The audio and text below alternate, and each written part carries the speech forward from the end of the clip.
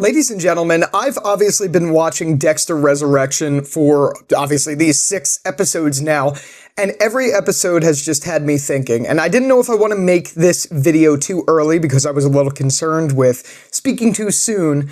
But now that we're over the hump, even if my feelings change a little bit towards the end, I feel confident in making this video.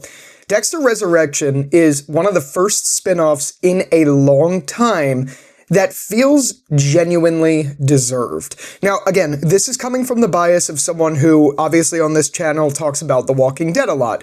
Those of you who know this channel know that's a focus on the channel as well as Dexter and all of that stuff. So, coming from that perspective, as someone who has seen all of the spin-offs that The Walking Dead has done, whether it be Dead City, Daryl Dixon, The World Beyond, Fear the Walking Dead, Tales of the Walking Dead, The Ones Who Live. Listen, all of those, that's how many, I don't even know how many I just named. It's like at least 6. They all don't feel earned. Even the ones who live, I would argue, okay, the first few episodes did feel earned, but because they needed to tell that story. It felt like a mandatory thing that had to be done. But the other spin-offs didn't feel earned. I'd argue season 1 of Daryl Dixon had moments in there that was like, this is really good. I could see this going somewhere. But it's not the same. Not Dead City. Dexter Resurrection is the first spin-off in its sense, at least in a horror franchise, that feels like it's deserved, feels like it's earned, and feels natural.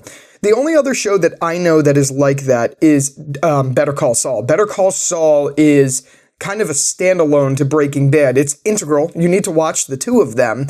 But it's so good that it feels like it's like this. It feels like it's this standalone big name, like a Game of Thrones, a Breaking Bad on its own. I don't know if you're picking up what I'm putting down. It doesn't have that same feeling as spin-offs that are just like clearly cash cows. It feels like that is necessary. So is Breaking Bad. The two of them make this big Breaking Bad universe. You know what I mean? Dexter Resurrection had New Blood and Original Sin. New Blood felt kind of like The Walking Dead, The Ones Who Live, where it was like, well, we need that story because you fucked up the ending. We need to see where this goes. But then Original Sin does, in my opinion, personally, it feels like a spin-off. Resurrection feels like it feels right. Like it feels like if this pacing continues, it feels like it could stand on its own and go toe to toe for some of the best of Dexter. The only other spinoff I know that is capable of doing that was Breaking Bad's Better Call Saul. That was it. I mean, but again, it's so different. You don't see it like this, in my opinion. I feel like you don't see that happen in horror genres where there's gore and blah, blah, blah.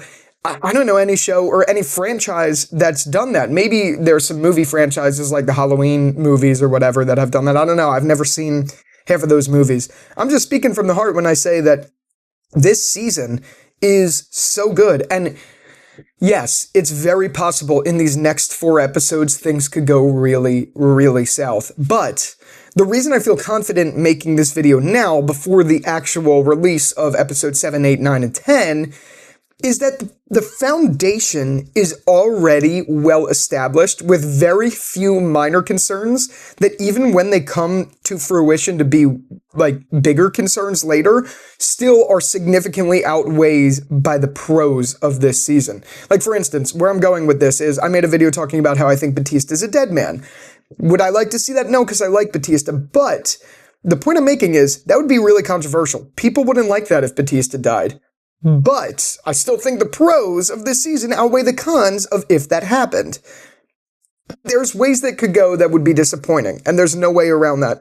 There's also other things too, like the pacing with Dexter killing all of these people in the club or whatever you call it too quickly. That could feel a little concerning at times, and I can't really debate that. And if it gets worse later, that's going to be a little bit of a problem. But even if the two of those things happened, the pros of this season are just so much better that it's like, okay, yeah, those things happen, but they also did this, this, and this. You know what I mean? Like, I don't think there's many scenarios where this goes down super negatively. I think it's kind of interesting to point out that Dexter New Blood was really, at least for me, really solid, albeit it was a little slow up until the last episode, and that's when a lot of people had problems with it. I was never one of them. If you've been watching these Dexter videos long enough, you know I've not ever been one of those people that's had like real beef with what they did with the ending. I actually kind of liked the ending of New Blood, personally. But the point I'm making is, I kind of lost my train of thought with the point. To be honest, I guess what I'm trying to say is that show was good up until the finale, and that was its only like real downfall, besides some pacing and things like that. That was like its biggest real downfall. Resurrection, because we are pretty familiar with this possibly being like a reboot to the Dexter franchise, I don't think it's going to suffer that same problem in season 1. And even if it did, again, everything they've lined out, like I know I keep saying, is just really solid. So what are those things that I keep talking about that are really good? It's New York City. It's Dexter finally feeling like he's back. It's honestly Harry being back in the picture, because Harry is just such a great addition to this show. I love him so much. I love the father-son relationship that they have. Honestly, Harrison is in that category. I love Harrison. I think the trio of them now, it would feel weird for me. Again, maybe I'm glazing, but it would feel weird for me if Harrison wasn't in the picture. That's how much I like Harrison now. The whole premise with Leon Prater and his group is really interesting as it is. Batista, even if he's a dead man on his own, this manhunt feels like it's deserved. It's finally like the one character that I want to feel this way is feeling this way. Yeah, sure, Quinn and Masuka, it'd be interesting to see them feel this way too.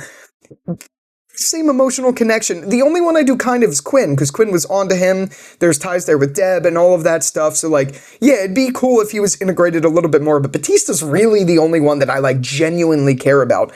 Other than that, it was Dokes and LaGuerta. That's kind of it, though. It's now Batista, and the fact that he's on to Dexter, and like, it's his hunch, this is his New York Ripper. I think they're just setting up something really solid there, and I'm excited to see where it goes. And even if they kill him, I think that's just such a solid, interesting thing. And if they were to kill him, obviously, there is that backplot of now Batista told Quinn and Masuka that he's chasing something. It's not going to make sense now, so I'll tell him later. And if like something were to happen to Batista, they're going to be suspicious of it and open this floodgate. I don't think that story is done, and I'm very excited to see where that goes. I would be a little disappointed if it didn't come to fruition, like, and there was no, like, Quinn and Masuka were never brought up again, and just like Batista died and they didn't know. Like that would really suck. I would hate that, but I just don't think that's going to be the case. Why bring back Desmond Harrington and Masuka's actor for one scene if there wasn't some sort of setup there? You know what I mean? I think Clyde Phillips and the team are smarter than that. So yeah, I just think everything is working, really. The only thing I don't like, and I just realized his name is Blessing, is I'm not really a big fan of Blessing, but I am personally confident right now that they have him so much in the story because they're setting something up for him. Whether it's this online theory that he's the New York Ripper, which obviously a lot of people are speculating, and it'd be kind of a little disappointing if that was the case. People are suspecting that. People are suspecting that maybe he catches Dexter with something and like turns him in. People are also suspecting other things, like maybe Prudence was the New York Ripper and things like that. The point is, they're showing them too much for me not to think there's a bit of a setup there and something's going to happen. So as of right now, though I don't like seeing Blessing this much, at least, look, let me rephrase. Blessing's a fine character. I don't have an issue with Blessing per se. I do, in a sense, have an issue with how much screen time that story is getting. But I think they have to be doing that for a reason, otherwise they wouldn't be showing all of it. It has to mean something in the end. Because, again, everyone is right that it's very quick that Dexter just became friends with these people and all of that stuff. That is weird. I mean, I live in New York City, so it's like the idea of making friends. I've been there 2 years and I don't have friends there. I have my own friends from home who moved there, but I don't have like new people that I've met other than workers. But like that took a while to be like, okay, I would call you a friend now. You know what I mean? Like, the point I'm making is that felt a little unbelievable, but I'm okay with it. I'm willing to put it aside because I think they're setting something up. So again, even the bad things, I think there's good at least to come in them, or there's a reason for them to be there that I'm really excited to see play out. So again, the pros just really outweigh the cons. Dexter Resurrection is the first spinoff since Better Call Saul, and just really in general, that I do wholeheartedly, confidently believe is well-deserved.